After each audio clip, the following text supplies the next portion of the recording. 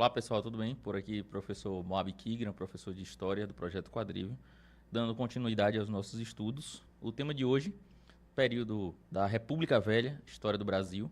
Nós já vimos período colonial, Império Brasileiro e agora República Velha. A República Velha, como a gente sabe, é o período da história do Brasil que vai da queda da monarquia, né? A monarquia cai em 1889,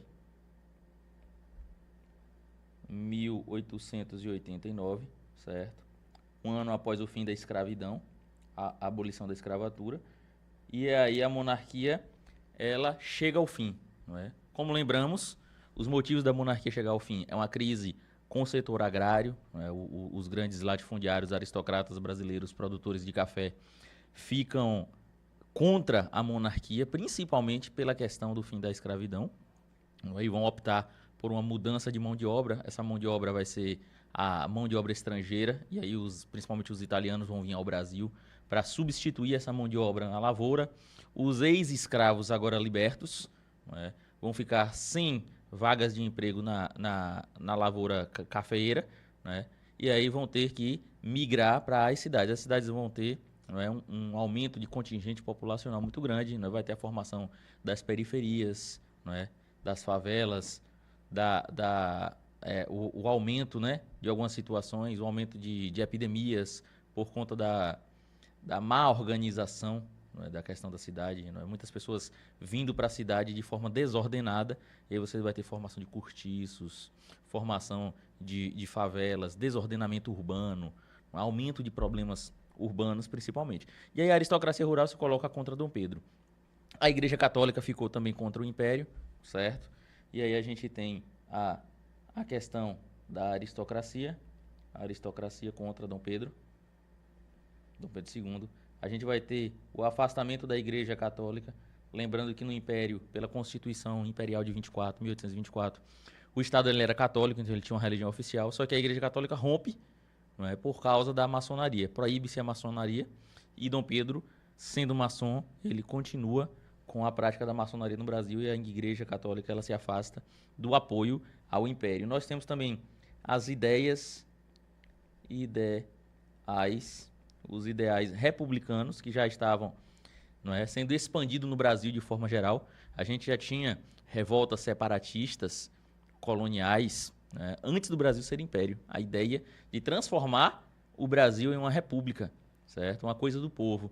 E aí, na ruptura da colônia, o Brasil, ao invés de virar uma república, vira um império, vira uma monarquia que a gente pode dizer que é absolutista, por causa do poder moderador. O rei, ele é absoluto, mesmo tendo uma constituição, tem uma constituição, mas ele pode fazer o que ele quiser, né? Ele pode interferir a qualquer momento.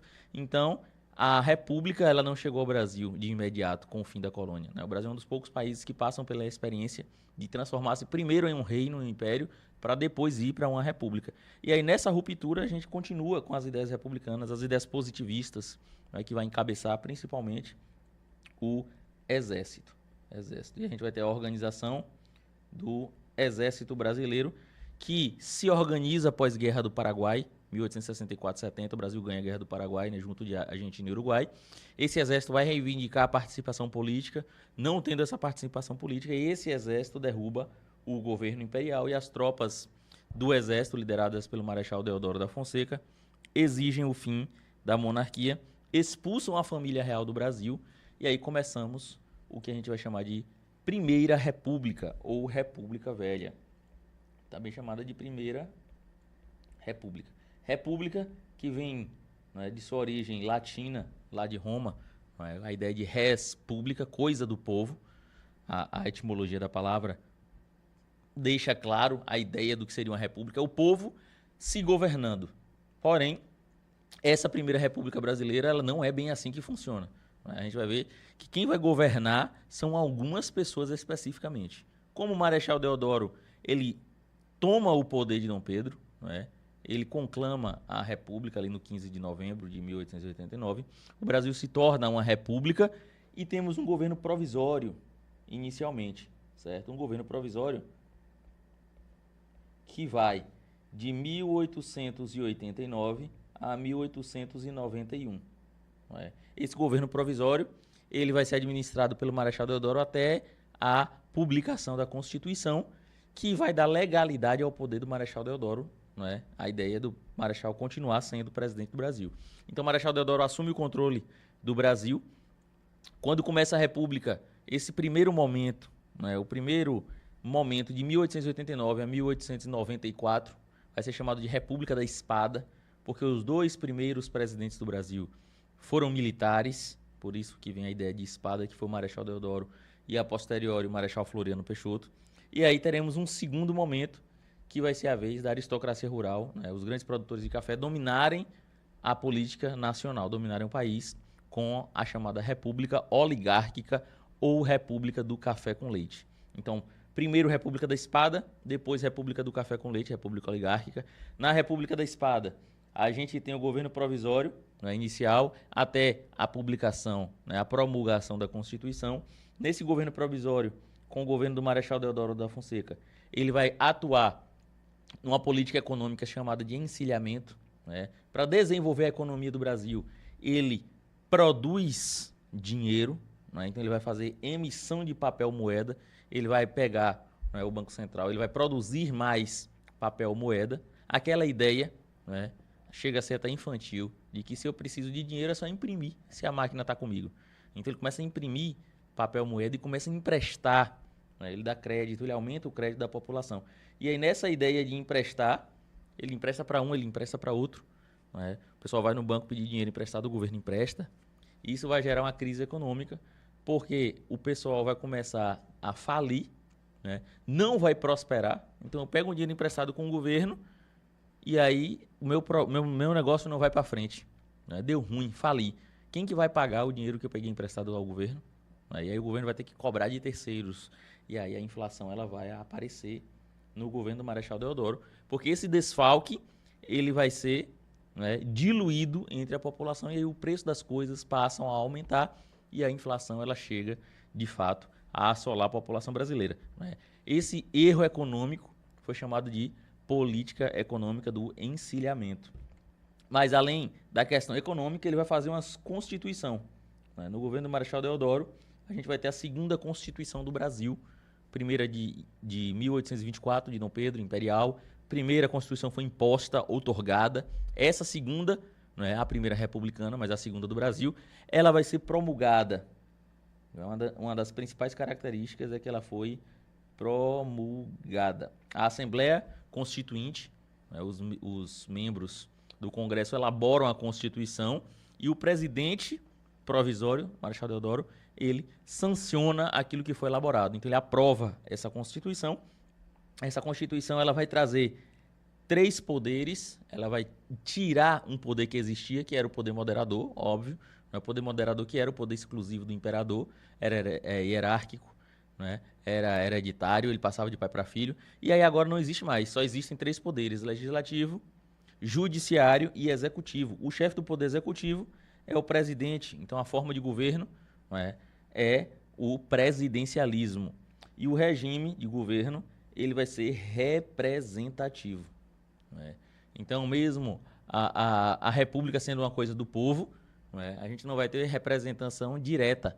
Não é o povo que vai decidir todas as vezes sobre algumas questões. A representatividade ela vai ser indireta. Eu voto no candidato e o candidato me representa na execução e na criação das leis, certo? Mas quem aqui pode votar? É o voto representativo, certo? Mas o voto é universal? Não. O voto vai ter algumas circunstâncias para esse eleitor. Primeiro, né, que o voto ele é aberto. Então, todas as pessoas sabem quem você está votando. E isso facilitou o processo, né, que vai gerar a força dos coronéis espalhados pelo Brasil, que vai fomentar a política dos governadores e que vai facilitar a alternância de poder, né, que é a política do café com leite, porque o voto era aberto.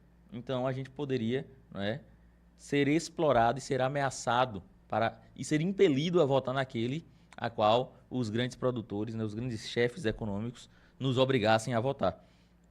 Para votar, tem que ser homem maior de 21 anos. Então, quem tem menos de 21 não vota. Lembra que a Constituição anterior, ela, como requisito, era o voto censitário, só vota quem tem dinheiro, não é?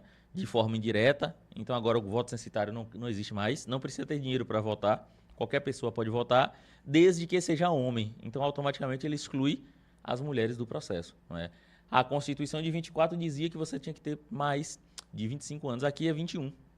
21 anos você já pode votar, maior de 21. E não vota, obviamente, além das mulheres, que está fora do processo, porque não é homem, não vota analfabetos, clérigos, né? E aí quando eu digo aqui religiosos ou clérigos, né, é o padre, o bispo, né? Quem participa da religiosidade, porque, de acordo com a época, né, e com a religiosidade muito forte no Brasil, um padre aí seria um digital influencer de hoje. Né? Imagina aí o padre Fábio de Mello da vida, né? Vários seguidores, uma representatividade religiosa. E aí ele se posiciona do lado de algum candidato. Obviamente que a galera vai seguir ele, né? Então, o padre, ele não poderia participar enquanto eleitor, certo? E os militares de baixa patente, ou seja, o praça. O praça também não votava. Praça não votava, padre não votava, não é? Analfabeto não votava e mulheres também estavam excluídas do processo, certo? Só homens acima de 21 anos que tivessem essa condição. E outra característica importante da Constituição é a separação do Estado da Igreja. Agora não existe mais a unificação. O Estado ele não tem uma religião oficial, como antes, como na Constituição Imperial. Agora o Estado é laico. O Estado ele não representa nenhuma religiosidade. Você, enquanto cidadão, você pode escolher a religião a qual você quer participar ou religião nenhuma também, caso seja do seu interesse. Então existe uma separação. É interessante a gente lembrar que essa separação vai gerar alguns conflitos. Por exemplo, aquilo que era de obrigatoriedade da igreja passa a ser agora de responsabilidade do Estado. Exemplo, certidões.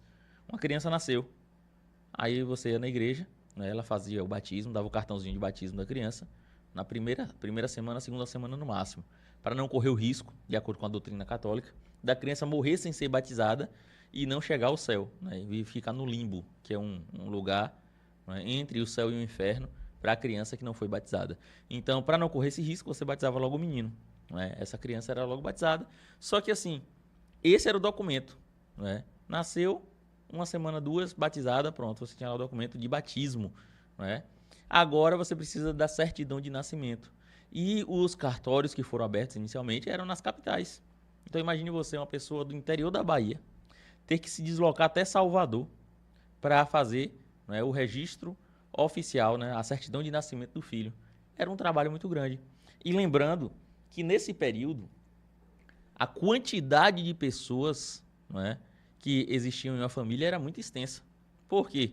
Pela questão principalmente da mão de obra. Eu preciso de muitos filhos para poder trabalhar na minha fazenda. Então a família era o pai e a mãe e 10, 11, 12, 15, 20 filhos. Imagine aí, a pessoa mora no interior da Bahia, todo ano tem que ir a Salvador. Né? Às vezes até 2 vezes no ano, dependendo da situação. Um ano tem 12 meses, podia ter até 2 filhos por ano. E aí o que é que o pai e a mãe fazia? Deixava os meninos tudo crescer. Quando estava ali 7, 8, 9 anos, que já tinha uns 10 filhos, botava todo mundo na carroça e ia em Salvador fazer o registro. E aí o registro era aleatório, ninguém lembra quando nasceu, ninguém lembra quem é maior, quem é mais novo, não é? E um negócio meio bagunçado. Quando a gente pergunta para os nossos avós, minha avó mesmo, ela tinha 2 datas de nascimento diferentes. A certidão o RG e a certidão de nascimento dela tinham uma data e a certidão de batismo dela era anterior à data de nascimento da certidão dela. Eu falei, como é que é isso? Como é que a senhora foi batizada 3, 4, 5 anos antes de nascer? É um negócio meio atrapalhado. Por quê? Porque deixaram para fazer o registro depois. E aí fazem de qualquer forma, né? Então tinha esses percalços aí acontecendo por causa da separação do Estado da Igreja. Outro importante, né, atrito vai ser a questão principalmente da morte. Quando as pessoas morriam, elas eram enterradas nas imediações da igreja. Quem era enterrado dentro das imediações da igreja estava agraciado com a salvação eterna. Né? Então chegava ali, falava para o padre que um parente meu morreu, pagava o pedágio, né? Comprava ali o pedacinho, meu parente seria enterrado, está salvo. Só que agora o corpo do indivíduo não pertence mais à igreja, ele pertence ao Estado. E aí foram criados cemitérios. Né? E agora as pessoas que morressem deveriam ser enterradas no cemitério e ser lavrado o atestado de óbito. E aí, em Salvador aqui, na Bahia. Houve uma polêmica muito grande porque o primeiro cemitério que foi criado foi totalmente destruído pela população. A população não aceitava, a ideia de que um parente deveria ser enterrado fora das imediações da igreja, o que estaria condenando esse parente ao inferno. Então, a questão cultural ela é muito forte nesse período, e aí a gente vai ter esse movimento chamado de cemiterada, que foi uma revolta contra a instituição dos cemitérios, mas depois a população ela foi se acomodando, com essa realidade nova, essa ideia de o Estado ser soberano e o Estado passar a legislar sobre todas as coisas e a igreja ficar apenas com a questão espiritual. Outra questão que a gente vai ter também vai ser a questão do casamento. O padre fez o casamento, já era válido. Agora você precisa do juiz outorgar a união. Antônio Conselheiro, um dos líderes de um movimento que a gente vai ter aqui no Nordeste, na Bahia, ele vai ser muito crítico a essa ideia. A essa ideia de que quem uniu o homem com a mulher foi Deus e não o Estado. Então, eu não preciso da autorização do Estado para dizer que eu sou casado, eu preciso da autorização da igreja. E aí a população tinha muito essa visão, que vai gerar alguns problemas por conta do surgimento dessa nova Constituição.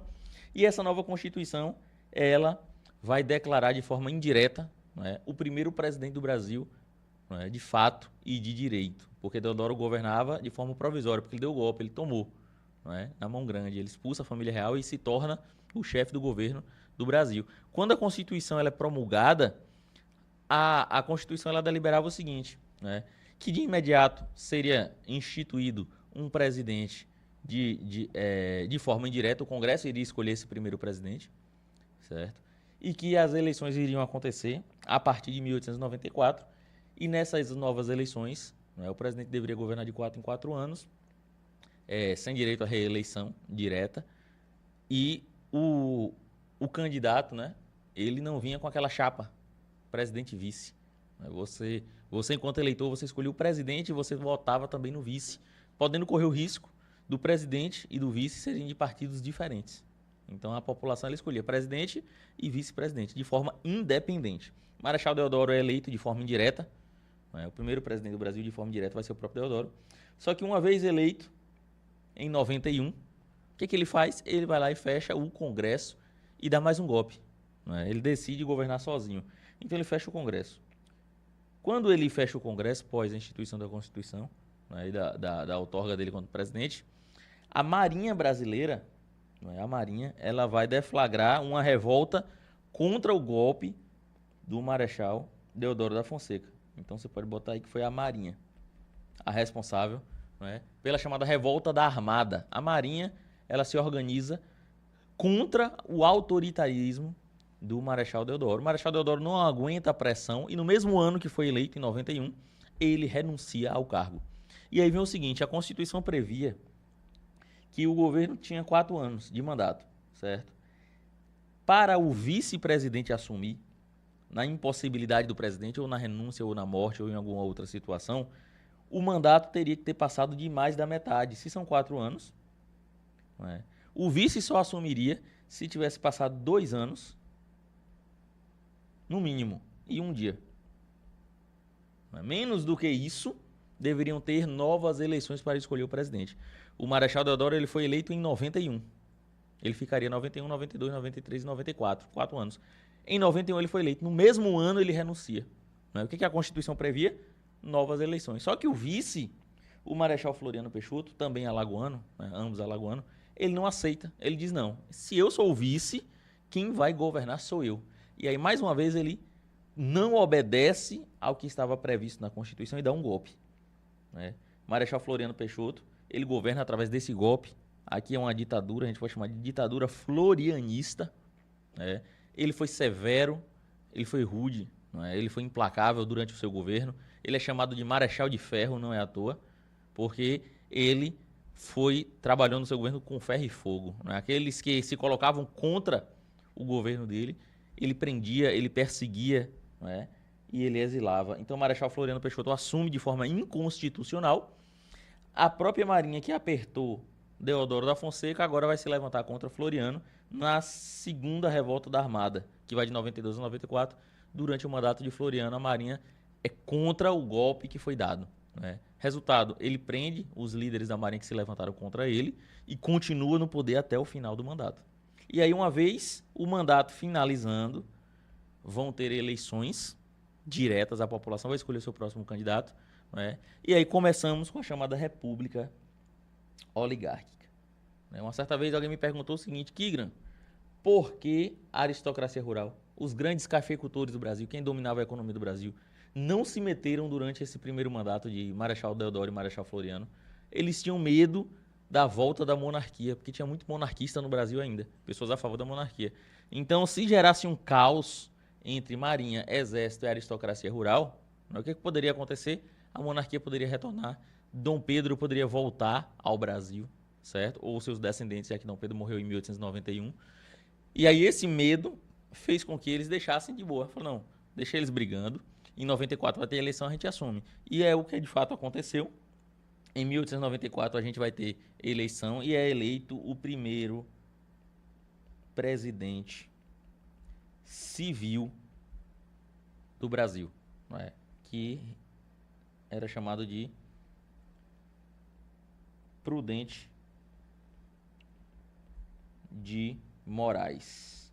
Prudente de Moraes, primeiro presidente do Brasil, representando as oligarquias. O que é a oligarquia? É o governo na mão de alguns. Esses alguns eram os grandes proprietários de terra, os grandes produtores de café. E falando em café, olha eu tomando café aqui. Em homenagem à República Velha, né? A Primeira República. Como é que funcionava a estrutura da oligarquia? A oligarquia ela funcionava da seguinte forma. Politicamente falando, era conhecida como República do Café com Leite. Café com leite por quê, Kigran? Café representando São Paulo, né? São Paulo sendo a elite econômica do Brasil, ou seja, o dinheiro. O dinheiro está aqui, a riqueza está no café, né? São Paulo é quem domina a riqueza. E o leite representando Minas Gerais, não por causa da influência do leite, né? Porque o leite não tinha influência nenhuma, né? Mas é só para fazer a junção do café com leite. Minas vendia muito leite, sim, de fato, mas não era pela representatividade do leite, mas sim pela representatividade do voto. Minas era chamado de o maior curral eleitoral. Quando alguém falava assim, fulano é gado, né? Fazendo referência a questões políticas atuais. Né? Lembrando que todo aquele que vota, né, é considerado, pelo menos na República Velha, de gado, já que o curral é eleitoral, ou seja, é a massa, né, a massa bovina aí que vota, certo? Então, quem mais tinha votos no Brasil, né, pessoas, homens acima de 21 anos, que não fossem analfabetos, padres, né, e nem praças. Quem mais tinha pessoas dentro dessa configuração era Minas. Então, Minas detinha muito voto. São Paulo tem muito dinheiro por causa do café. Aí eles fizeram um acordo. Né? Qual é o acordo? O Partido Republicano Paulista e o Partido Republicano Mineiro alternar-se-iam, né? Iriam alternar-se no poder. São Paulo indica um candidato, Minas apoia, eles fazem a campanha, o candidato ganha. 4 anos no poder. No próximo mandato, o candidato de Minas viria. São Paulo apoiaria. Ele ganharia, ficaria 4 anos no poder. Depois volta para São Paulo, volta para Minas. Volta para São Paulo, volta para Minas. Isso seria essa alternância, certo? Lembrando que o foco era o presidente. Né? O vice se desce, mas o foco era o presidente.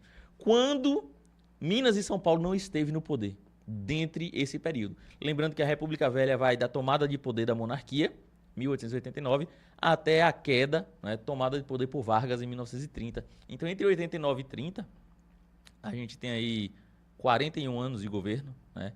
Esses governos ficaram aí nessa alternância de poder entre São Paulo e Minas, basicamente, né? Tirando o primeiro, né, que foi Deodoro e Floriano, que foram República da Espada. Mas na República Oligárquica, a gente tem aí de 1894 a 1930, 36 anos de alternância de poder de São Paulo e Minas.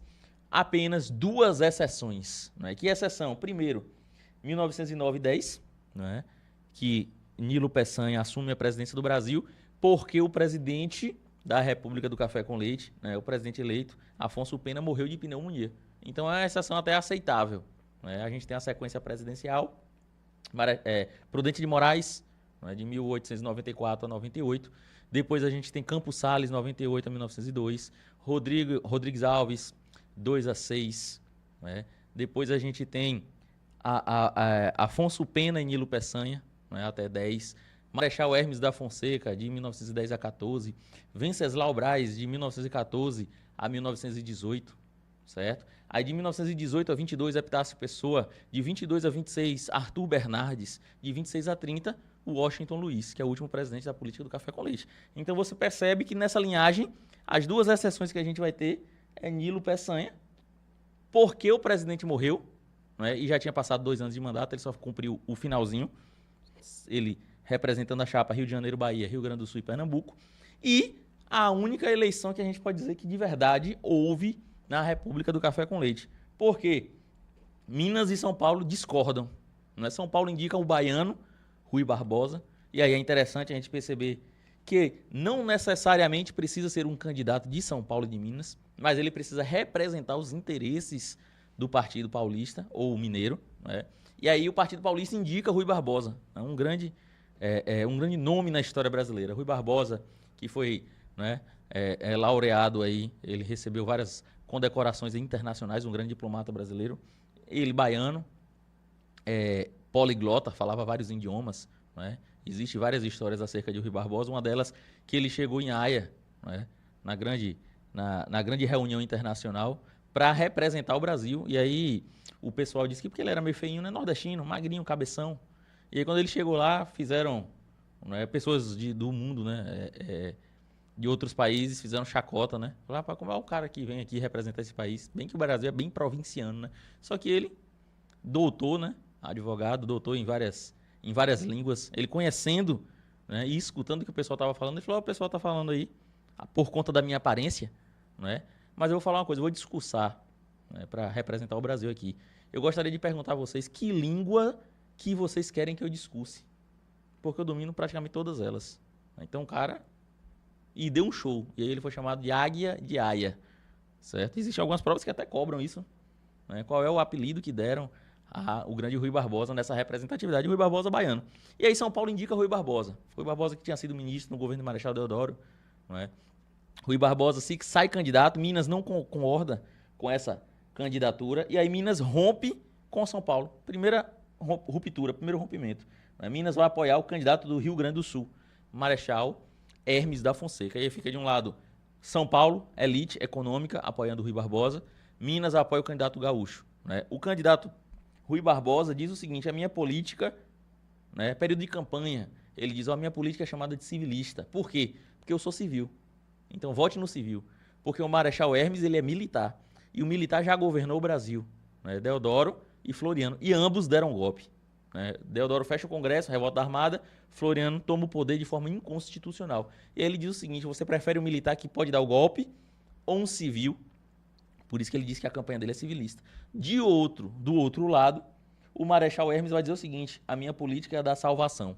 Eu vou salvar o Brasil do domínio das oligarquias paulistas. Então vamos libertar o Brasil da aristocracia rural. E nessa briga, como eu falei no início da aula, né, quem detém o poder econômico é São Paulo, mas quem detém o voto é Minas. E se Minas detém o voto, obviamente que o candidato de Minas ganha.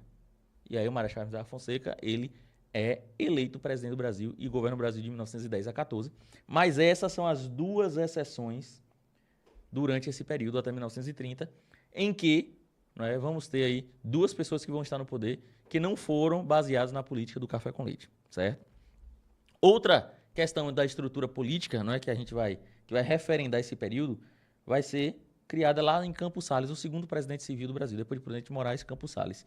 Ele cria a chamada política dos governadores. O que foi a política dos governadores, certo? A política dos governadores é o seguinte, São Paulo e Minas se alternam, não é? Aí eu posso fazer um desenho aqui, São Paulo, uma seta aqui e Minas, pronto. Aqui é o poder presidente. São Paulo e Minas alternam. Uma vez São Paulo, uma vez Minas, uma vez São Paulo, uma vez Minas, uma vez São Paulo, uma vez Minas. Aí Campos Salles, ele percebe o seguinte, o Brasil ele é enorme, não é? Absurdamente grande. E aí quando a gente vai para o mapa do Brasil, em cada região do Brasil, né, você pega ali Pernambuco, Bahia, Rio Grande do Sul e por aí vai, cada região do Brasil, existem famílias tradicionais, famílias que dominam uma grande faixa de terra, e essas famílias, elas detêm um poder muito grande, econômico e um poder ideológico e político muito grande. A população ela tem medo dessas famílias. Elas chamam os grandes fazendeiros de coronéis. E aí nos faz lembrar de lá da criação da Guarda Nacional em 1831, né, quando Feijó, Padre Feijó, que era ministro, foi colocado para ser ministro na regência trina provisória permanente. Ele, enquanto ministro, ele cria a Guarda Nacional, que é uma milícia de apoio ao Exército Brasileiro. Ele dá armas para os fazendeiros e diz o seguinte: se acontecer uma revolta, vocês lutam até o Exército chegar para dar o apoio. Quando o Império acaba, a Guarda Nacional ela deixa de existir. Só que a Guarda deixou de existir, mas as armas ficaram com os coronéis. Esses coronéis eles não eram militares. Eles recebiam esse nome de coronel para mostrar que eles eram os líderes dessa guarda, né, em dadas regiões. Só que esse poder eles permanecem na República Velha. E aí a população ela tem medo. O coronel ele manda naquele espaço que ele atua.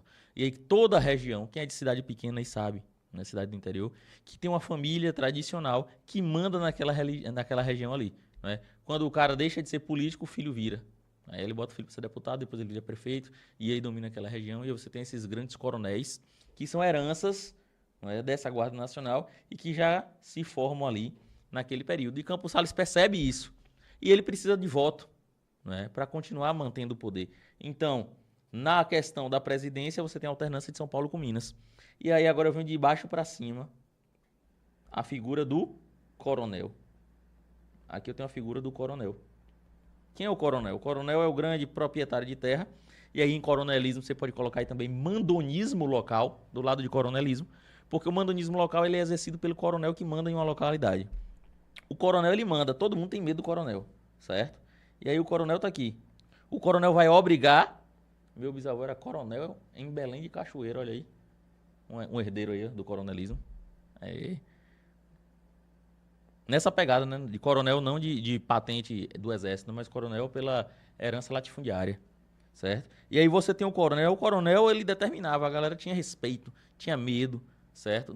Tinha uma certa devoção pela figura do coronel, né? O coronel, ele fazia com que as pessoas que trabalhavam para ele votassem quem ele quisesse. Então ele exigia que o cara votasse no candidato do café com leite, certo? Então o coronel ele entrega para o político o voto. O coronel entrega para o político o voto.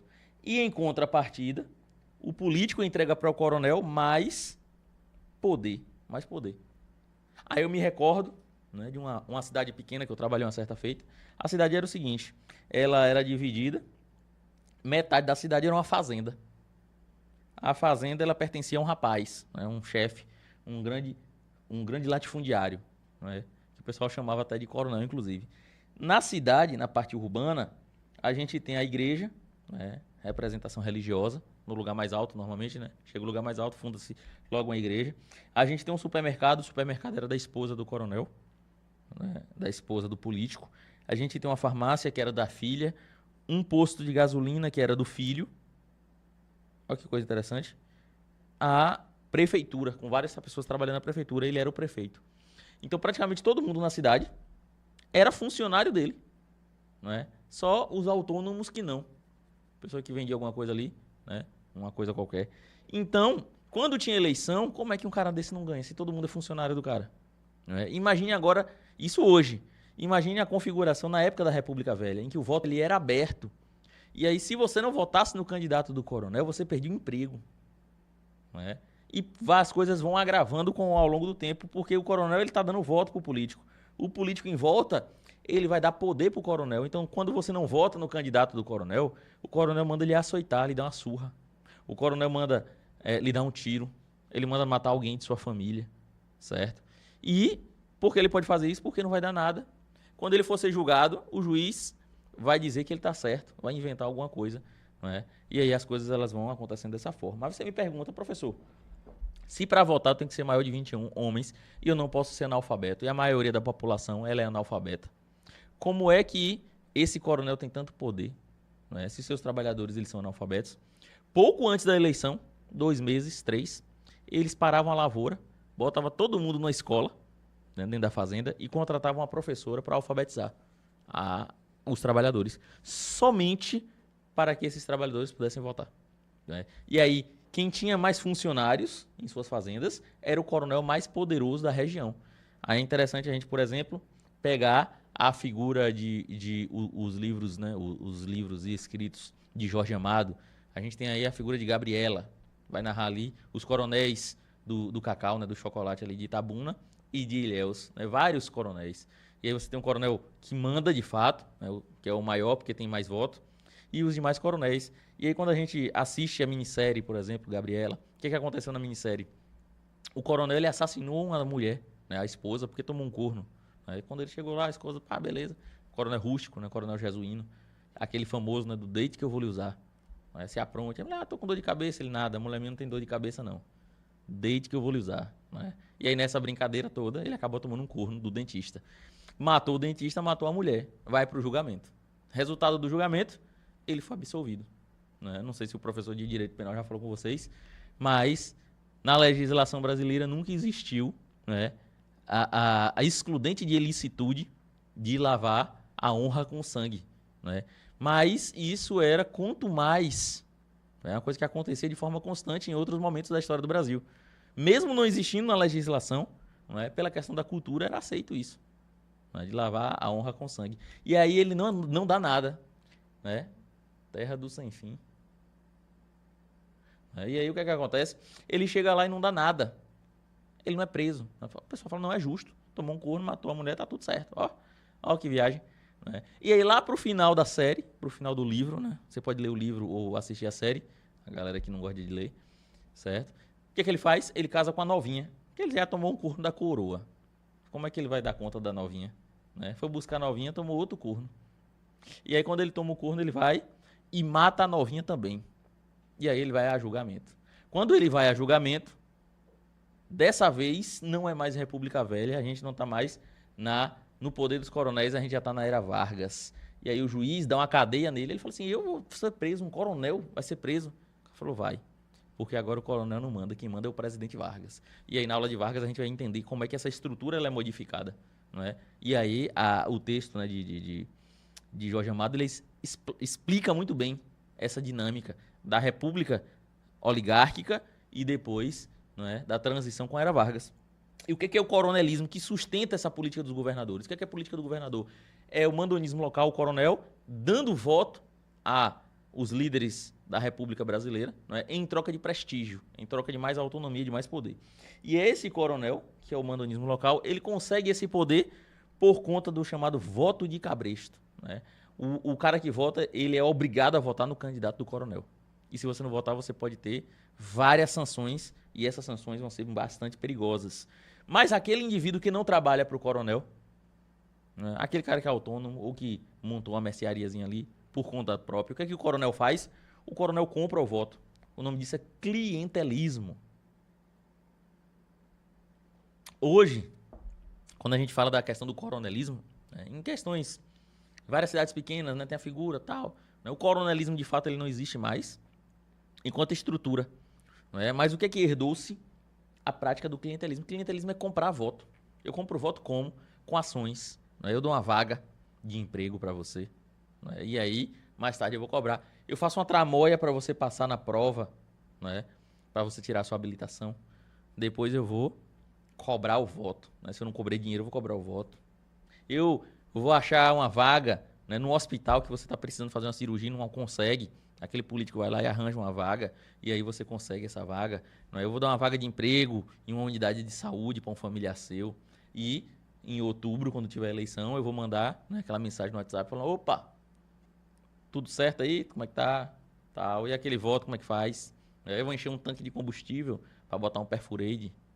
Certo? Eu vou pintar o muro da casa de alguém porque eu contribuí de alguma forma com alguma coisa, eu paguei uma conta de luz, alguma coisa. Eu vou dar um milheiro de bloco para quem vai construir uma casa, um saco de cimento, uma dentadura, ou seja, qualquer outra coisa. Né? Isso é mais comum. Quanto mais interior, é mais comum esse tipo de prática.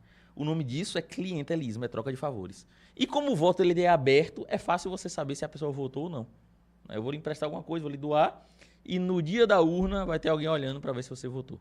E se você não fizer em conformidade com o que foi prometido, o capanga vai lhe pegar no meio do caminho, certo? Então essa dominação acontecia, certo? Além disso, além da obrigação, além da dominação, além da compra, não é, da troca de favores, a gente tem várias outras fraudes acontecendo aí na República Velha. Por exemplo, eu ia votar Imaginei o professor vai lá votar. Votei no candidato que o coronel mandou, né? Saí, troquei de roupa, peguei o documento do meu avô e voltei para votar. Meu avô já faleceu, mas eu chego lá e voto como meu avô. A eleição a bico de pena. Pessoas que morreram votavam. Como? Né? E aí o mesário ia dizer o quê? Se o coronel tá dizendo que tá certo. O coronel, o mesário falava assim, não, esse rapaz aqui não. Você não tem 80 anos, não. Né? Tá até acabadinho, professor, mas 80 não. Não tem como você ter 80 anos. Aí o coronel falou assim, não, ele tem 80. Ele era amigo de meu pai. Aí do cara que dissesse que o coronel tá errado. Então, pessoas que não existiam votavam, pessoas que já morreram votavam.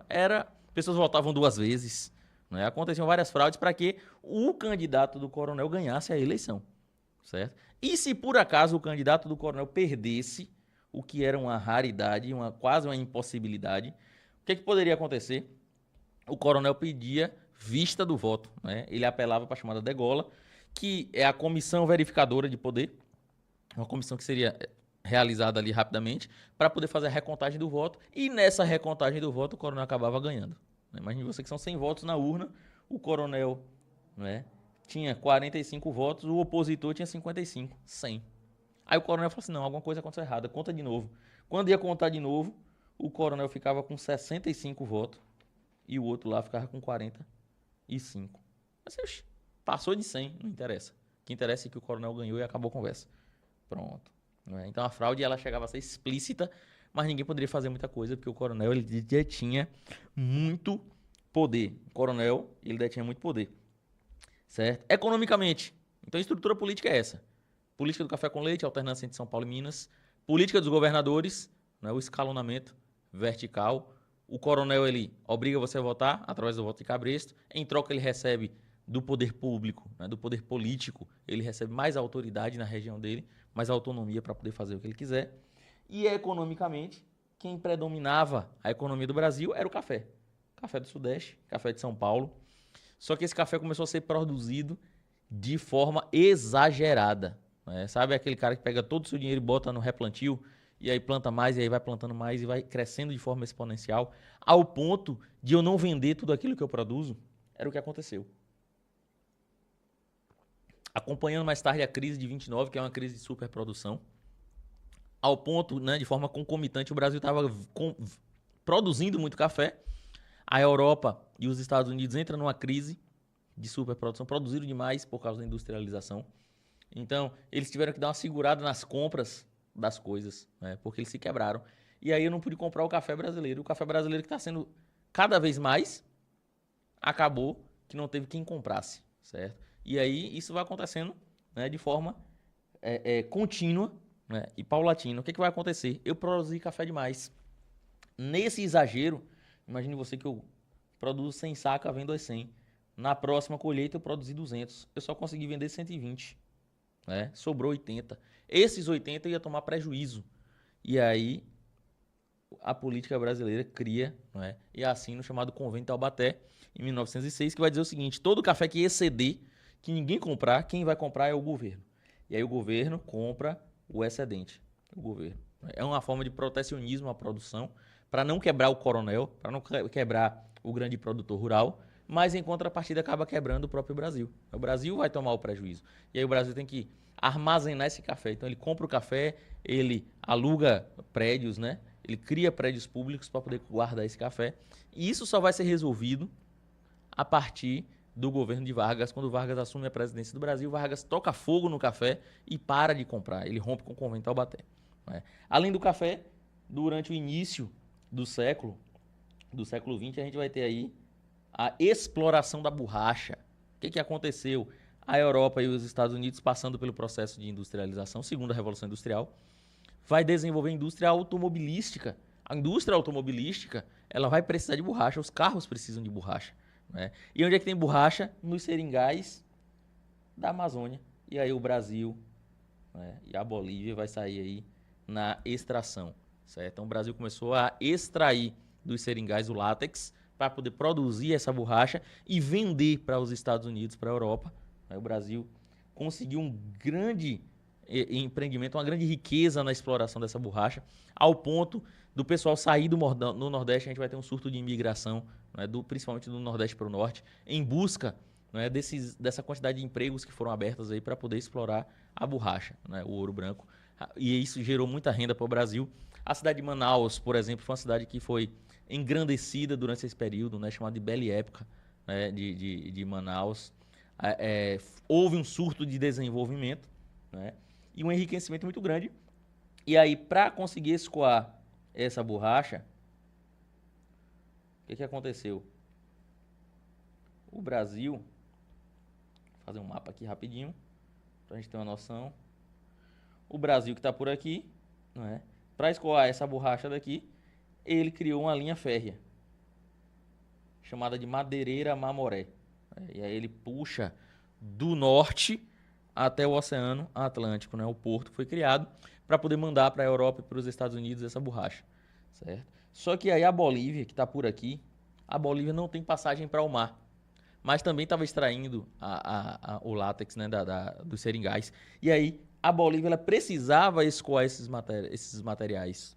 A gente não tem, por exemplo, a questão aérea para escoar as mercadorias. E aí ela pediu o seguinte: se o Brasil não poderia estender essa linha férrea até a Bolívia, né, fazer essa ligação para a Bolívia poder utilizar essa linha férrea brasileira para poder escoar a borracha dela também. Em troca disso, eles assinaram, né, o Tratado de Petrópolis. O Brasil ganhou um território a mais, que foi o território do Acre. O território do Acre pertencia à Bolívia, mas a Bolívia ela doou ao Brasil em troca dessa construção, né? Resultado, essa linha férrea aí não chegou a finalizar, né, a Madeireira Mamoré. Várias pessoas morreram, principalmente mão de obra indígena, né, que era barata, né, para poder fazer essa mão de obra. Resultado também, a Belle Époque, né, da extração da borracha, ela não demora muito tempo, porque os tigres asiáticos, os países da Ásia, né, Coreia, Japão, China, eles vão desenvolver uma borracha sintética, né, eles vão produzir no laboratório uma borracha. Essa borracha ela tem uma qualidade melhor do que a brasileira, né, e ela é produzida em grande escala, enquanto o Brasil até hoje, 100 anos depois, 120, 130 anos depois, o Brasil ainda produz a borracha do mesmo molde que isso acontecia no início do século XX. Né? Risca o seringal, goteja o líquido da árvore, ele junta para poder fazer do látex a borracha. E aí o Brasil não se mecanizou, não se desenvolveu nesse processo e acabou ficando para trás. E aí a borracha tornou-se um item insignificante, né, do que um dia já foi.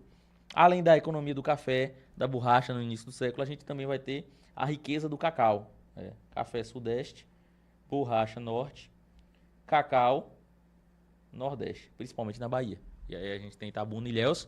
Os melhores chocolates do mundo até hoje são feitos com o cacau da Bahia.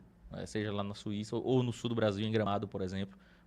O chocolate ele é feito com o cacau baiano, que mais tarde vai ter uma queda por causa de uma praga, que dizem que foi proposital, né, chamada vassoura de bruxa, que quebrou um pouquinho aí a questão do cacau no Brasil, mas os grandes coronéis da Bahia vão estar vinculados aí com a questão da produção de cacau. A gente ainda vai ter o açúcar, não é? Produzido principalmente em Pernambuco, né, no Nordeste. A gente ainda tem o couro no Nordeste e no Sul sendo produzido. O algodão lá em Pernambuco também, né, e em várias outras áreas.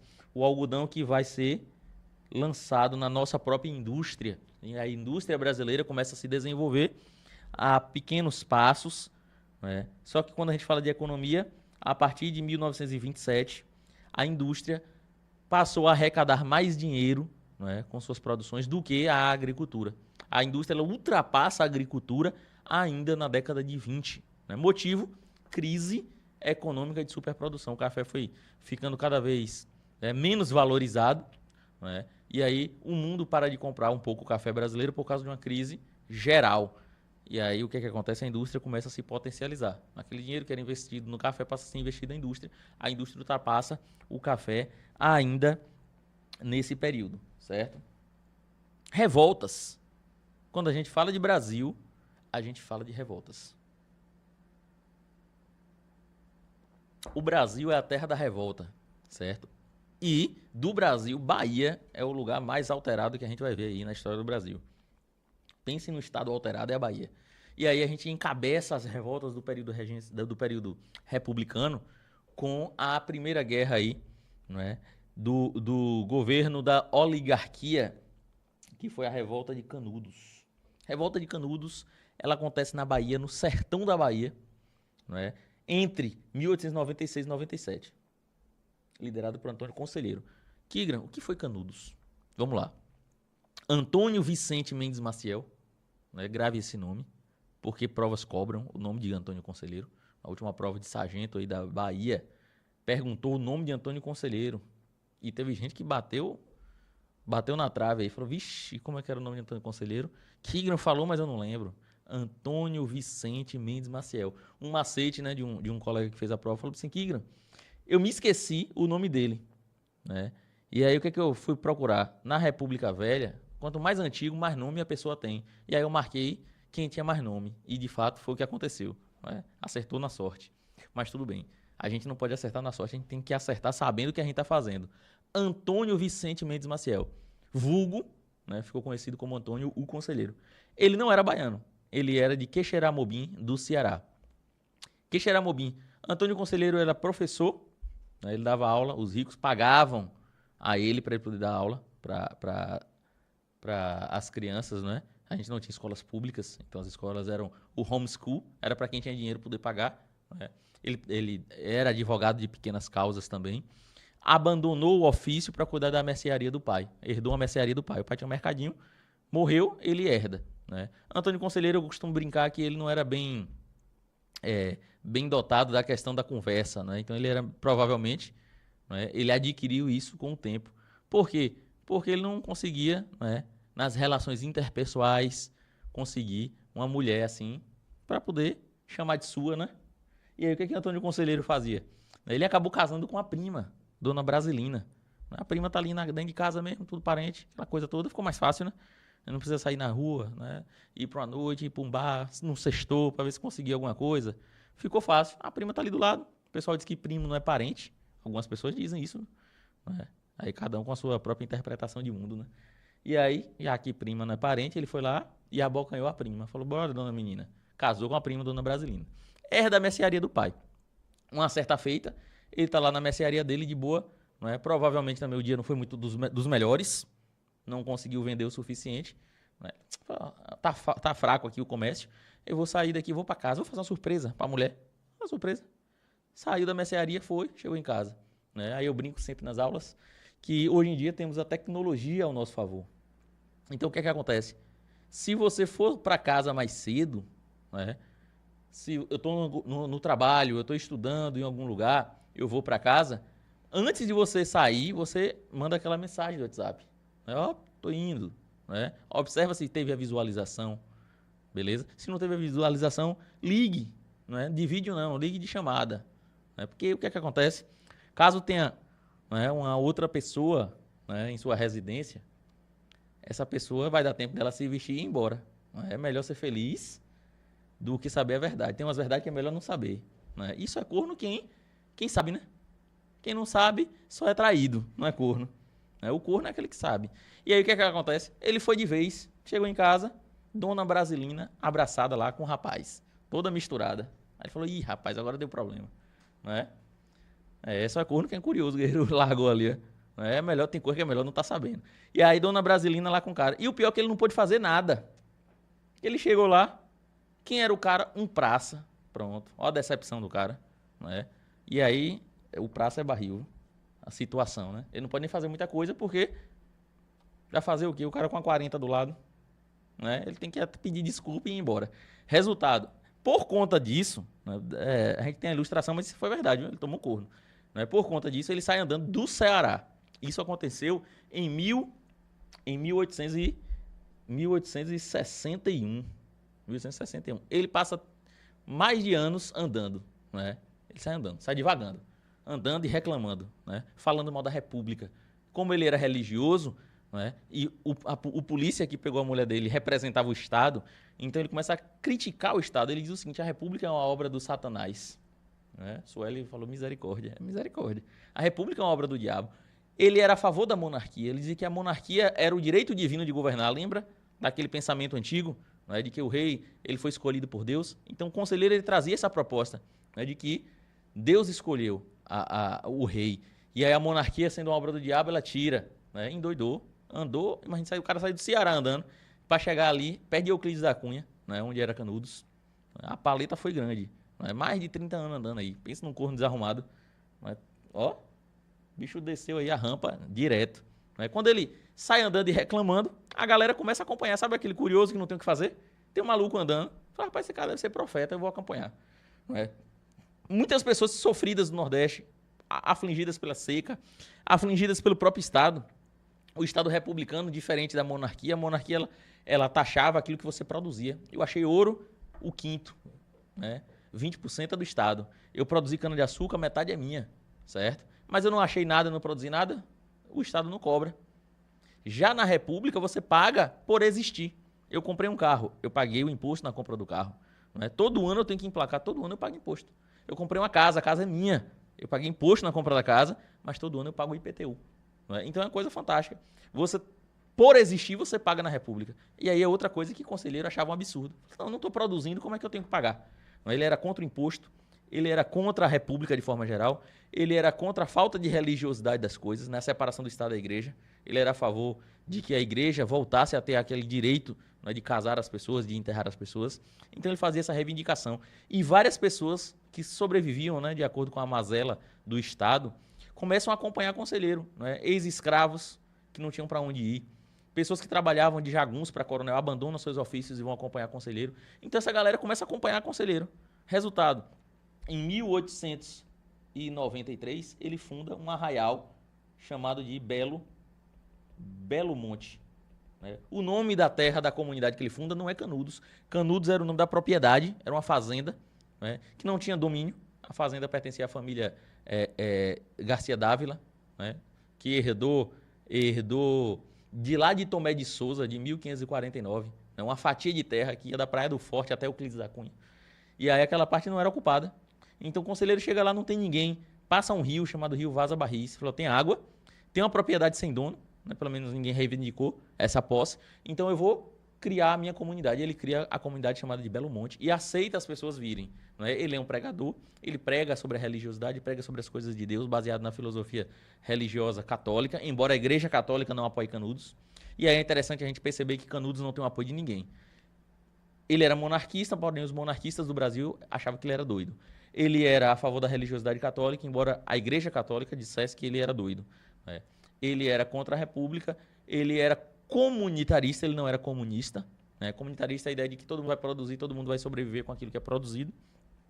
Ele recebe o nome de Antônio Conselheiro, isso em 93. Só que começa a vir gente. Não é?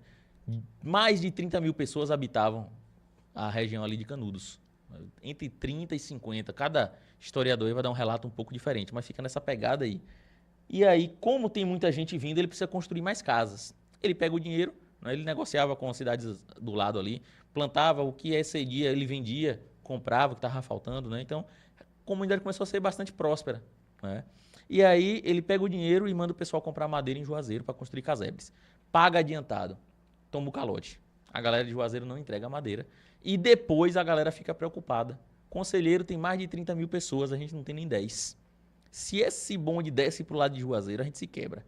Né? E aí eles pedem ajuda ao governador do estado. O governador do estado manda 100 homens, olha que pobreza, 100 polícia para resolver o problema. Os caras ficam lá em Juazeiro, percebem que o conselheiro não vai atacar e eles decidem atacar Canudos. No meio do caminho, na cidade do Uauá, esses 100 homens são vencidos. O conselheiro já esperava um ataque, então já estava de campanha ali, né? A galera só esperando. E aí o exército, né, de conselheiro, a milícia de conselheiro fica fortificada porque ganhou essas armas aí, né, desses 100. O governador manda mais homens, perde de novo. O governador pede auxílio ao governo federal. E aí Prudente de Moraes, o primeiro presidente do Brasil, envia 1.000 homens. Né? E mais uma vez, conselheiro ganha. Então 3 expedições, foram 4 expedições. 4 expedições contra Canudos. Essas expedições, essas brigas, elas vão de 96 a 97, de novembro a outubro, certo? 4 expedições. Em 3 ele ganhou, na 4ª ele perde. Mais de 8.000 homens chegam aqui. Né? O ministro da Guerra envia 2 generais, cada um com 4.000 homens. Né? E aí eles cercam Canudos, travam o rio para faltar água, não deixa ninguém sair, ninguém entrar. Né? A fome começa a chegar, a sede começa a chegar, o maltrato começa a chegar. E aí num dado momento, eles decretam que vão invadir. E aqueles que não se renderem irão morrer. Não é? Resultado, algumas pessoas se rendem e são assassinadas, e quem não se rendeu acabou sendo morto também. Né? Mataram todo mundo. A ideia da República era não deixar ninguém vivo, para mostrar que a República não retroagiria como monarquia. O conselheiro não viu a derrota, morreu um dia antes, deu uma diarreia, uma dor de barriga, né, uma desinteria, morreu. Mas mesmo morto, a República desenterra, né, conselheiro, arranca a cabeça dele e leva para Salvador para ser estudada no Instituto Nina Rodrigues, para falar sobre a questão da personalidade da pessoa vinculada à aparência física. Né? O método científico da época era baseado na teoria de Lombroso, em que a característica física tinha a ver com a loucura. Né? Então ele pegava as pessoas que eram ditas como doidas, como loucas, como, por exemplo, Tiradentes, como Antônio Conselheiro, né? Para poder fazer Tiradentes não, Antônio Conselheiro e Lampião, né? Mais tarde, para poder fazer essa comparação, né? Entre a loucura, a insanidade e a característica física. E aí, Canudos é totalmente destruída, certo? Em 97. Primeiro movimento. A gente vai ter a revolta de Contestado, características semelhantes à de Canudos. O que foi Contestado? Contestado é um movimento também separatista, né? Eles queriam independência, né? O que aconteceu? Né? Canudos, ela vai acontecer por causa da compra da madeira que não foi entregue. É o estopim, que vai gerar revolta. Aqui vai ser motivado porque o governo federal queria construir uma linha férrea passando Paraná e Santa Catarina, e aí tirou as posses de pequenos proprietários. Só tem uma terrinhazinha pequenininha, o cara me expulsa para passar a linha férrea na minha terra. E o do grande latifundiário não passa. Né? Então, esses pequenos proprietários se revoltam contra o governo. A liderança é de um monge, também um líder espiritual, o monge José Maria. E aí as semelhanças é que tanto Canudos como Contestado é chamado de messiânico, movimento messiânico, porque eles acreditam, né, que essas pessoas, Conselheiro e José Maria, é uma forma de Messias que está salvando o povo da miséria. São chamados, né, de sebastianistas. Eles acreditavam na volta de Dom Sebastião, o rei de Portugal, que desapareceu em 1578, na guerra, que gerou, a ausência dele gerou a União Ibérica, lembra? E aí o pessoal acreditava que Dom Sebastião ia voltar 300 anos depois para salvar, né, todas as antigas dominações de Portugal e restaurar aquele reino daquele jeito. E aí eles acreditavam, eles eram mais a favor da monarquia, tinha um intuito religioso também, certo? Tudo isso estava meio misturado. Então, Conselheiro e José Maria traziam essas perspectivas parecidas. O que vai diferenciar? Primeiro, local, Bahia e sul do Brasil, Paraná, Santa Catarina. Segundo, época, né? Embora ambos na República Velha, ambos na República Oligárquica. Um é no início, 1896, 97, e o outro é ali no meio, 1912, 1916, certo? Contestado é no sul do Brasil e Conselheiro, né, e Canudos vai acontecer ali na região do sertão do Brasil, sertão da Bahia, beleza? Outra coisa que vai diferenciar, Conselheiro unificou uma galera em Canudos, então isso foi fácil de atacar, é uma comunidade, né? Monte José Maria, eram vários locais o foco de resistência, então para poder destruir, né, os revoltosos e Contestado deu uma certa dificuldade, por isso que demorou mais tempo, embora o Monte José Maria foi assassinado logo no início da guerra, certo? Outra revolta que a gente vai ter é a revolta da vacina. Revolta da vacina, governo de Rodrigues Alves, entre 1902 e 1906.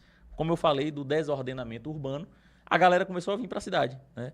Os ex-escravos saíram do campo, porque foram expulsos, né? Dado que os italianos substituíram a mão de obra. Então essa galera ela vem para a cidade em busca de emprego, né? Das indústrias que estão se formando. Só que aí você vai ter um desordenamento. A cidade ela não estava preparada para receber esse índice populacional tão grande. A galera vai chegando de qualquer jeito, né? Vai fazendo um puxadinho, bate uma laje, constrói uma casa em qualquer lugar na beira do rio. Né? Então são vários problemas urbanos gerados. Né? Não tinha um saneamento básico, nem nas cidades em si, que dirá nas periferias. E aí a pessoa faz suas necessidades, né? Pega o seu dejeto no pinico e joga pela janela. Você está andando na rua, daqui a pouco vem um negócio do pinico. Ó. Você tem que se esquivar rápido, pensar rápido, né? Para se esquivar.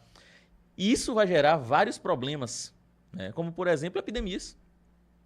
Uma epidemia fica fácil, né, de se propagar. Imagina aí a falta de saneamento básico como facilita a propensão de doenças. E aí a galera começa a ficar doente. E aí você tem várias doenças, varíola, rubéola, e as coisas começam a acontecer. O pessoal das cidades começam a ficar adoecidos. Presidente preocupado, né, presidente Rodrigues Alves, lembrando que o governo federal, né, a sede do governo era na capital do Brasil, Rio de Janeiro, Rio de Janeiro vai ser a capital do Brasil, de 1763, lá com Pombal, até 1961, quando é criado Brasília, por Juscelino Kubitschek. Então, Rio de Janeiro é a capital do Brasil. E aí, o presidente, né, junto com o prefeito do Rio de Janeiro, vão chamar Oswaldo Cruz, sanitarista, e vai dizer o seguinte: a gente precisa resolver esse problema aí das epidemias. Está crescendo muito. Né? O Brasil já tinha ainda não tinha passado, mas vai passar ainda a gripe espanhola, na transição ali de 10, 11, 12 ainda. Né? Então, as epidemias elas começam a ficar fortes no Brasil, né? Até chegar a pandemia aí da gripe espanhola. E aí o resultado disso é a criação de vacinas. Beleza? E aí Oswaldo Cruz desenvolve as vacinas, inclusive o Instituto Fiocruz, né?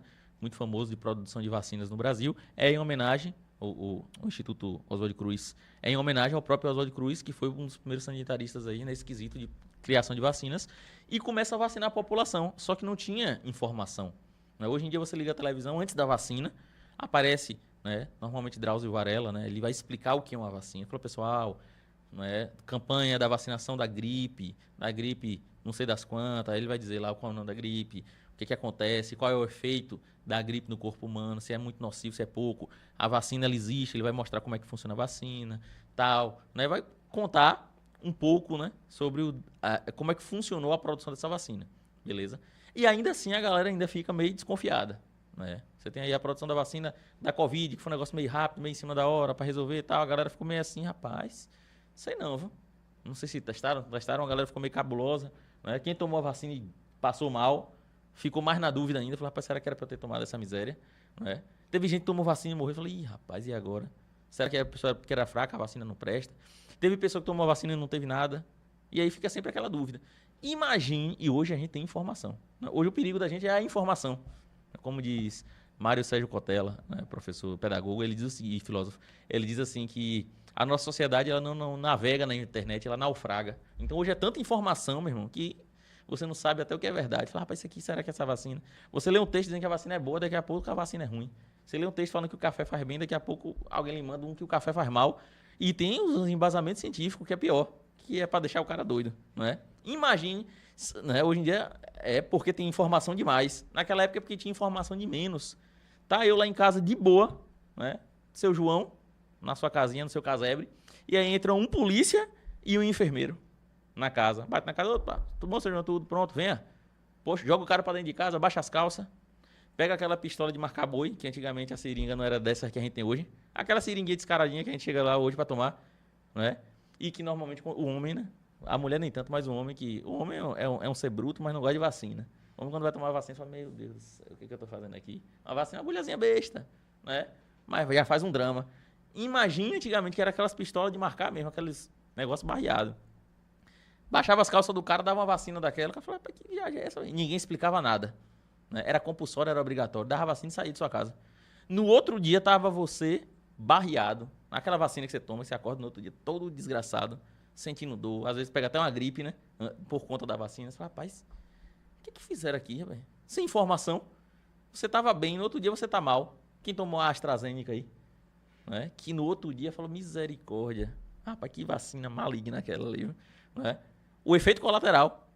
E aí, só que passa rápido, né? Porque a ideia da vacina é exatamente essa, né? Trazer aquela imunidade ali rápida. Só que o cara não sabe o que está acontecendo. Hoje em dia a gente tem informação que é um efeito colateral. O cara não sabia nada de efeito colateral. Né? Aí começou a fake news. Falei, rapaz, vem cá. Tem alguma coisa que é boa que começa pelo pobre? Não tem. Falei, e por que a vacina começou? Essa galera tá querendo matar o pobre. Tá querendo matar o negro. Tá querendo matar o velho. Né? Tá querendo destruir aí a periferia. Né? Aí começou as confabulações. Resultado, a galera saiu na mão. Falou, rapaz, ninguém vai tomar vacina mais não. Esse negócio de vacina tá besta. É pra matar, é pra segregar. Se fosse bom, começava com rico. E aí teve uma revolta. A revolta da vacina é uma das maiores revoltas urbanas da história do Brasil. Quando eu digo que é uma revolta urbana, a galera não fala, não vou, crise de consciência, não vou tomar vacina, não. Ah, mas não entra no saco de problema, não vou tomar vacina. Igual a do Covid. Não, a galera foi pra rua e teve facada, e teve tiro, e teve gente saindo na mão. O pau quebrou literalmente no Rio de Janeiro. Por quê? Porque a galera não entendia o processo da vacina, certo? Depois, tudo foi resolvido, né? As vacinas tudo certinho. A galera toma vacina. Hoje o movimento voltou. Foi o barril. O movimento voltou de novo. O movimento anti-vacina. Cresceu bastante. Beleza? A gente tem uma outra revolta, chamada Revolta da Chibata. Alguém falou lá ele aí, não, né? Toda vez que eu falo da Revolta da Chibata, alguém vai logo se esquiva, né? Baiano é a resenha. O que foi a Revolta da Chibata? A Revolta da Chibata não é nada disso que vocês estão pensando, né? Era porque os marinheiros de baixa patente, eles eram açoitados quando erravam alguma coisa. Ah, eu deixei de fazer alguma coisa. Qual era a penalidade? Ser preso? Tomar uma punição administrativa? Não, era chibatada. 10, 20, 30, 40 chibatada.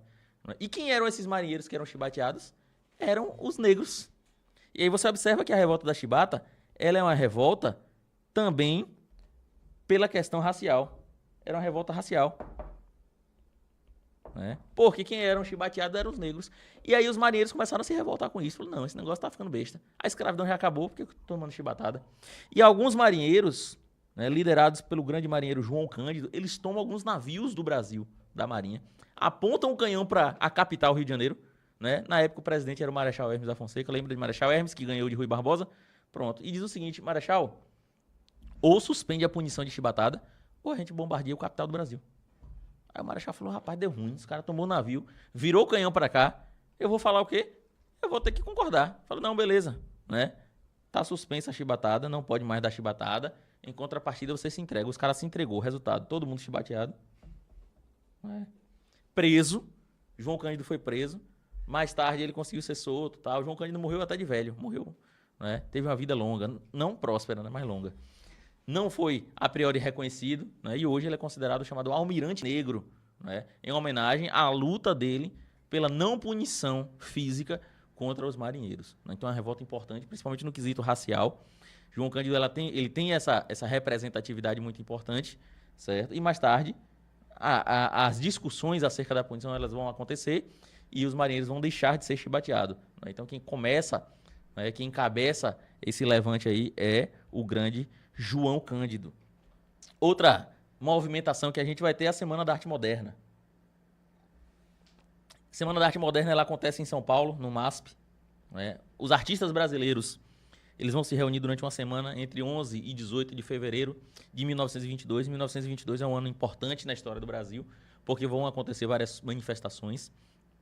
A Semana da Arte Moderna é uma crítica dos artistas brasileiros ao Brasil normalmente absorver o que vem da Europa ou dos Estados Unidos como teoria.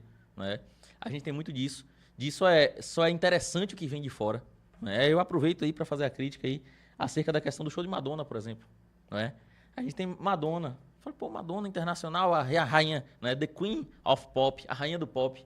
Todo mundo bate palma pra Madonna. Aí Madonna vem pro Brasil. Observe que quem tava no palco com Madonna? Anitta e Pablo Vittar. Aí o brasileiro escolheu Anitta e Pablo Vittar, mas aplaude Madonna. Você tá observando que o que é de fora é bom e o que é nosso é ruim? Ou é tudo ruim ou é tudo bom. Mas por que Anitta é miserável, mas Madonna é massa? Que isso é cultura do Brasil, isso é normal. Isso é normal do Brasil. O que vem de fora, eu não me interessa se é bom ou é ruim. Se é internacional, é legal. E a gente acaba não dando valor àquilo que é nosso. E a Semana da Arte Moderna ela vai criticar exatamente isso aí. Por que vai criticar isso? Essa manifestação cultural. É uma crítica à importação da cultura. O cara falou, não, na época, ou era parnasiano, ou era simbolismo, as correntes culturais. E aí, por exemplo, eu quero fazer um poema. Não, para fazer um poema tem que ser padrão Olavo Bilac. Vinha de fora, Olavo Bilac aqui internalizou. Como é que é um poema, Kigra? Um poema é um soneto. O que é um soneto? Quem lembra aí das aulas de português da época da escola? 4 estrofes, 2 de 4 linhas e 2 de 3. 2 quartetos. 1, 2, 3, 4. E 2 tercetos. 3, 3. Cada estrofe, cada linha, tem que ter 10 sílabas. Olha que dificuldade para o cara fazer um poema. Tem que ser decassílabo. 10 sílabas certinha. Tem que rimar para fazer ligação com o próximo parágrafo. Quer dizer, é uma dificuldade absurda.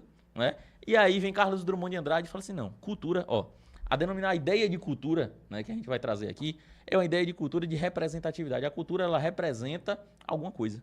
Se alguém se sente representado, se uma comunidade se sente representada por aquilo, é cultura. Não é a elite que tem que determinar o que é uma cultura. A cultura é qualquer coisa. A cultura é Luísa Sonza. Tem seguidor? Tem alguém se apresenta como se identifica, pronto. O rap, cultura, o funk, cultura, o pagode, cultura pode não ser a minha, né? Mas é cultura para alguém. É uma representatividade para alguém.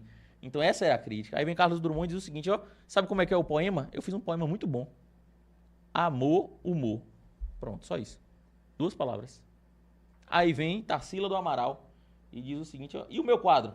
Meu quadro que é legal. Pronto, Abapuru. É um pé e uma cabeça. Rapaz, que quadro feio é esse, bicho? Ela falou, é arte. Não é? Arte é qualquer coisa. Não é? Eu não sei até que ponto isso foi bom, não é? Porque aí, como consequência disso a gente tem muita coisa hoje, né, que é meio suspeito, né? Mas de certa forma a crítica, a gente trazer o que é de fora é importante. Então é um movimento cultural muito importante aí, né, para fazer essa transição. E o que vai gerar o fim, o que vai gerar a crise, né, são vários eventos. A gente já tem em 22 a crítica cultural, né, a manifestação. A gente vai ter em 22 também a formação do Partido Comunista, né? Enfim, os comunistas fundam seu partido no Brasil, em 25 de março. É fundado o Partido Comunista Brasileiro. E esse Partido Comunista, o anarquismo começa a chegar no Brasil, vem principalmente com a vinda dos imigrantes, né? E os italianos, eles discutiam muito isso, né, em suas terras. E quando eles vêm para o Brasil, eles vão trazer essa ideia. E quando eles entram na indústria, eles vão fomentar o movimento operário. Né? E aí vai começar a surgir o movimento operário no Brasil. O que é o movimento operário? Na indústria, o cara trabalhava 16 horas por dia, 17 às vezes. Né? Não tinha limite à jornada de trabalho. O salário era variado, cada um recebia qualquer coisa. Né? O chefe que dizia o que cada um recebia. O homem vai receber R$ 10 por dia. A mulher vai receber 5, porque a mulher tem que receber menos. Né? Criança trabalhava na indústria, recebendo uma besteirinha, mas trabalhava. Né? Não tinha limite, não era proibido, né? Não tinha nenhum tipo de legislação. E aí os operários começam a se reunir para reclamar e reivindicar direitos. Melhor qualidade de trabalho. Em 1917, em São Paulo, a gente vai ter uma greve geral. Todos os operários vão parar. E eu vou falar, não, assim tá demais. Né? Vamos começar a dialogar para melhorar essa situação. E aí as coisas começam a acontecer, mas os direitos trabalhistas só vão ser de fato instituídos no governo de Vargas. A gente vai ter um movimento também chamado de movimento tenentista. O que foi o movimento tenentista? Os jovens tenentes queriam participar da política, mas a política era restrita à aristocracia rural. Apenas os grandes produtores, né, os grandes latifundiários, os grandes donos de terra é quem mandavam no Brasil. E os tenentes queriam participação. Para tanto, eles queriam derrubar a política do café com leite. E aí, por 3 vezes, eles tentaram derrubar. Primeiro, 18 do Forte de Copacabana, mais uma vez em 22. Olha como 22 é importante. Formação do Partido Comunista, manifestação cultural, né, Semana da Arte Moderna, e primeiro movimento tenentista. 30 tenentes, liderando mais 300 pessoas, invadem o Rio de Janeiro e tentam derrubar o governo de Epitácio Pessoa. Né? Epitácio Pessoa estava finalizando o governo e quem ganhou a eleição foi Arthur Bernardes, fazendo a transição São Paulo-Minas. Né? Eles queriam derrubar o governo de Epitácio Pessoa e não deixar Arthur Bernardes governar. Mas as tropas brasileiras derrubaram esse movimento. Dos 30 tenentes, 28 foram mortos, só sobrou 2. Os 2 fugiram junto com mais algumas pessoas. Foram para São Paulo. Em São Paulo, eles vão fazer uma nova revolução, 2 anos depois. A Revolução Paulista de 1924. O que eles querem? Eles querem tirar Arthur Bernardes do governo. Arthur Bernardes assumiu e agora eles querem tirar. Né? Mais uma vez são sufocados pelas forças do governo, não conseguem ganhar. E aí os remanescentes, os que sobraram, vão se esconder no Paraná. Mais tarde, liderados por um desses tenentes, né, eles vão criar a chamada Coluna Prestes. A Coluna Prestes é um movimento liderado por Luiz Carlos Prestes. Luiz Carlos Prestes, certo? Ele lidera esse movimento, ele junta um contingente, né, de pessoas e marcha pelo Brasil de 1925, 24, 25 até 1927. Ele sai andando do Rio Grande do Sul, vai até o topo do Nordeste e volta. Qual é o objetivo dele? Convencer a população de lutar contra a política do café com leite. Fala assim, ó, já que nós, enquanto tenentes, não conseguimos, eu vou convencer a população e a população vai se revoltar. Resultado, a população não está nem aí. Né? Não mudou nada. O que é que eles queriam? Reforma agrária, melhorar a educação pública. Né? Eles queriam melhores condições de vida e participação política. Né? Mas não foi para lugar nenhum. Em 29, aqui é o golpe forte na crise da política do café com leite. A crise de 29 gerou uma grande depressão. Né? O café brasileiro, que a maioria já não conseguia ser vendido, já estava sendo estocado, acabou de cair. Porque o mundo entrou em recessão. Né? Produziram-se muito, que quebrou muita gente. E aí a galera parou de comprar o café. Falou, não, todo mundo falido, né? Vamos abrir mão do café. E aí o café brasileiro entrou em crise. A economia brasileira entrou em crise, São Paulo perdeu prestígio. A força de São Paulo era econômica. O café quebrou, não é? A galera vai começar a levar esse recurso para a indústria vai superar o café nesse processo. Os grandes latifundiários passam a ser agora os grandes produtores da indústria brasileira. E aí a gente vai ter uma crise na política do café com leite, onde o presidente paulista Washington Luiz, em 1930, era para indicar o mineiro. E ele diz, não, eu vou indicar outro paulista. E aí ele indica Júlio Prestes. Aí o pau quebra. Minas não aceita Júlio Prestes. E aí o Washington Luiz, que indicou Júlio Prestes, cuidado que Júlio Prestes e Luiz Carlos Prestes não é a mesma pessoa. E nem parente é. Júlio Prestes é paulista, Luiz Carlos Prestes, tenente gaúcho, certo? Júlio Prestes, Minas rompe, São Paulo fica sozinho. São Paulo fica sozinho na campanha de Júlio Prestes. E aí a gente vai ter a chamada Aliança Liberal. O que seria a Aliança Liberal? O Rio Grande do Sul tinha se juntado com a Paraíba para lançar como candidato a presidente Getúlio Vargas. E como vice-presidente, João Pessoa, governador da Paraíba, certo? E aí Minas apoia os dois, e aí a gente vai ser essa tríplice aliança, Rio Grande do Sul, Paraíba e Minas. Né? Como consequência disso, na eleição, Minas aqui, maior curral eleitoral, mas na eleição fraudulenta, quem ganha é Júlio Prestes. Aí Vargas fala assim, não, peraí, como é que Júlio Prestes ganhou essa eleição? Se Minas está do meu lado, é impossível perder. Ele questiona a legalidade, ele questiona, fala, não, essa eleição não existe. Como é que quando eu faço uma campanha, enche de pessoas, como o meu opositor faz, não tem ninguém, e esse cara ainda ganha dentro de um voto popular? Não existe. Vargas questiona. Para agravar a situação, o vice-candidato de Vargas, João Pessoa, é assassinado. Né? Ele toma uns tiros saindo de uma sorveteria lá em Paraíba. Né? O motivo foi particular, foi uma questão de desentendimento lá com os coronéis que ele tinha lá, né? Uma briga, uma treta interna, mas Vargas não está nem aí. Ele vai aproveitar a morte de João Pessoa e dizer o seguinte, quem mandou matar João Pessoa foram os paulistas, porque ele era meu vice. Né? Bota na conta dos paulistas, a população se revolta, a população já está insatisfeita, né? Uma grande parcela, né? Que não era dominadora. Minas não quer mais o apoio de São Paulo.